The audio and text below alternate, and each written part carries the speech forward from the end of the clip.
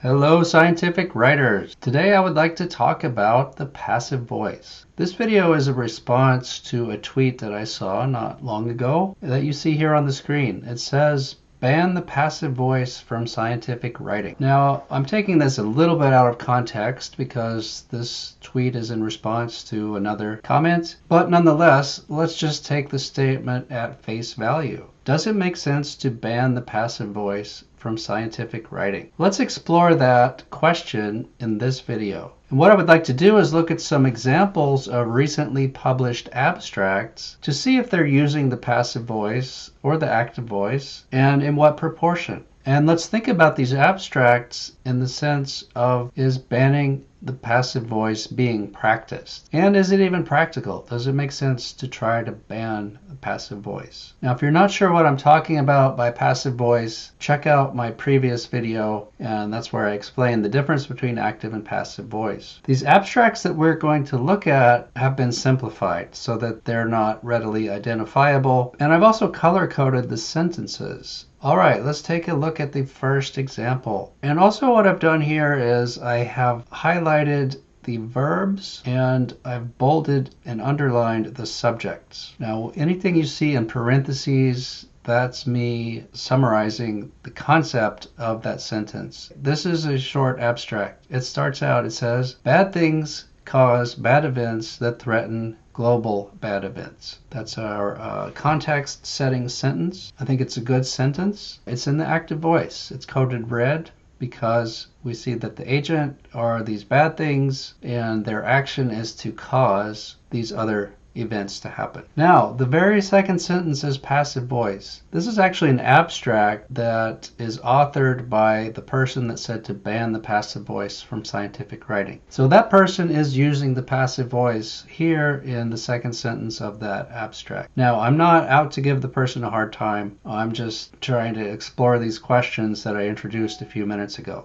So this sentence says, "Efforts to retool system that stops bad thing have been limited to certain method and can be nullified by event."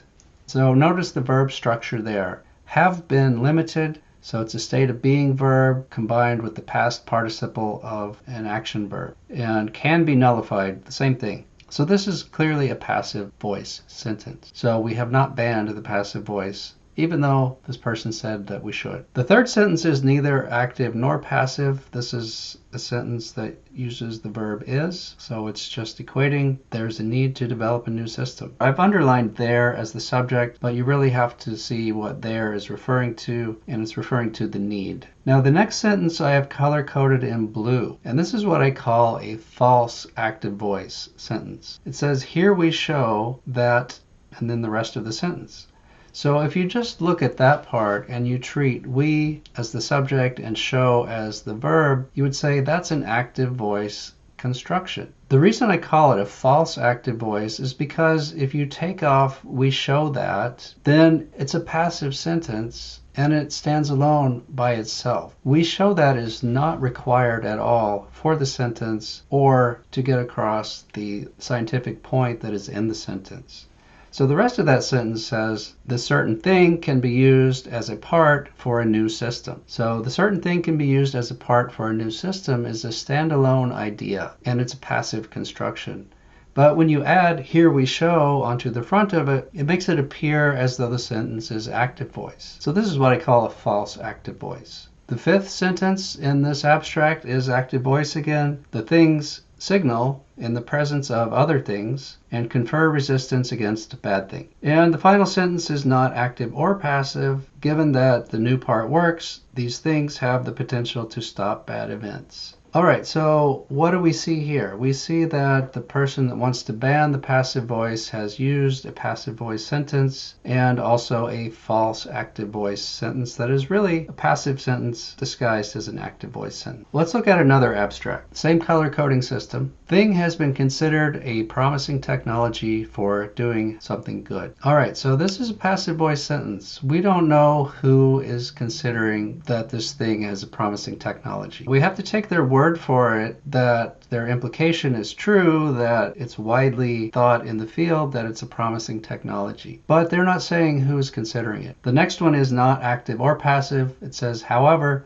The development of new thing is essential for successful application of something good in industrial processes. Okay, nothing wrong with that sentence. So the third sentence in this abstract is another passive voice construction. It is a compound sentence that has two independent clauses, and both of them use passive verbs. Was developed and was evaluated. So let's look at the sentence. In this study, a new method of making thing using new parts was developed, and the efficiency of the thing in doing good was evaluated. Now, it doesn't say who the agent is, but it's obvious from the context that the agent would be the authors of this paper. So that's a proper use of passive voice, as I explained in my previous video. The next sentence is also a compound sentence. The first independent clause is an active voice clause, but the second independent clause is passive voice. This sentence says, data analysis showed that the X model better described something good by thing, and a good correlation to the Z was obtained. All right, so we see that was obtained is passive voice. We don't know who the agent is, but again, it's obvious that it was the authors. But let's look at this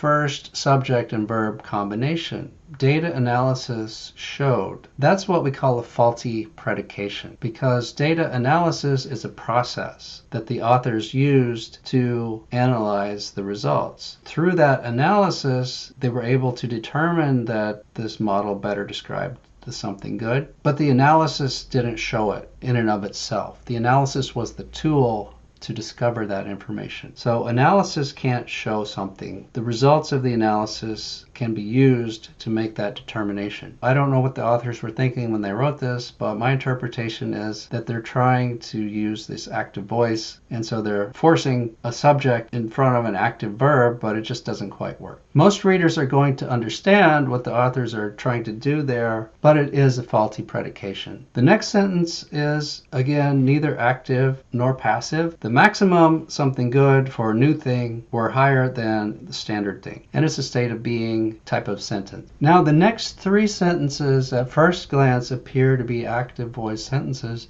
but again these are false active voice. So the first one says, X analysis revealed that parts were involved in doing good. But if you take off X analysis revealed that, you have a sentence that says, parts were involved in doing good. That's a complete thought, it's a complete sentence, and it's a passive voice construction. So this is only appearing to be an active voice sentence because they've tacked on that part at the front saying X analysis revealed. And again, this is a faulty predication. The following sentence, again a false active voice, X experiments showed that measurement remained constant at condition. If we just say measurement remained constant at condition, that's a perfectly good sentence, and it's not active or passive, it's a state of being type sentence. The next one says, therefore, this study demonstrated that new thing is efficient for doing good. And now again, this is a false active voice because if you took away this study demonstrated, you could just make a sentence that says, new thing is efficient for doing good. And that would be a perfectly fine sentence. But I agree that they should word it with this false active voice construction because this is a conclusions type of sentence. It's summarizing their results and wrapping it up. And so it's important to give the context back to this study